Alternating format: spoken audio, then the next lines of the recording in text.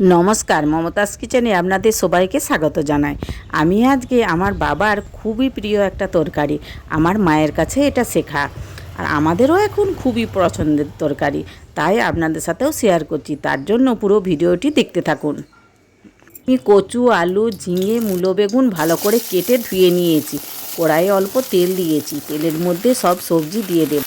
লবণ হলুদ দিয়ে সব সবজি আমি 2 মিনিট কষিয়ে নেব।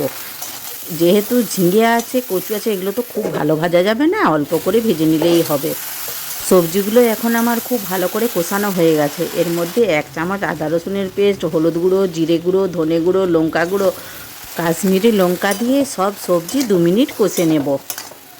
ভালো করে কষে নিতে হবে। মশলা যতটা ভালো কষা হবে তরকারির স্বাদটা ভালোই হবে।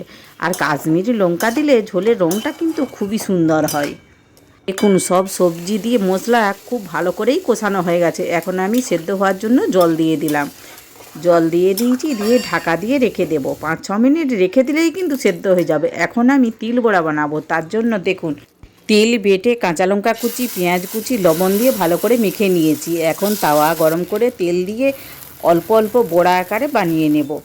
তরকারি সেদ্ধ হতে হতে ততক্ষণকে আমার তিল বড়া হয়ে যাবে, তাই দেখালাম। দেখুন, এখন আমার কচুও সিদ্ধ হয়ে গেছে। একটি অন্য পাত্রে ঢেলে নেব, দিয়ে কড়াইয়ে বসিয়ে দেব। কড়াইয়ে তেলও দিয়ে দিয়েছি। তেলের মধ্যে 2টি কাঁচা লঙ্কা, 2টি তেজপাতা, অল্প 5 ফোড়ন, গোটা জিরে আর একটু হিং দিয়ে দেব। হিং দিলে তরকারিটা কিন্তু খেতে খুব ভালো লাগে। আর একটা পেঁয়াজ দিয়ে পেঁয়াজটি লাল করে ভেজে নেব। এখন আর এর মধ্যে কিছু মশলা দেওয়ার দরকার নেই। এখন ওই সিদ্ধ করা ঝোলটা দিয়ে দিলেই রান্না রেডি। বাড়িতে যতই মাছ মাংস হোক, সবজি খাওয়া তো খুবই উপকার, তাই একবার হলেও আমার মতো করে রান্না করবেন। আর যদি রান্না করেন, কমেন্ট করে জানাতে ভুলবেন না কিন্তু। দেখুন কত সুন্দর রঙটা হয়েছে, আর খেতে সত্যিই দারুণ লাগে। আমার রেসিপিটি ভালো লাগলে একটা লাইক ও শেয়ার করবেন, প্লিজ সাবস্ক্রাইব করবেন। আপনারা ভালো থাকবেন, ধন্যবাদ।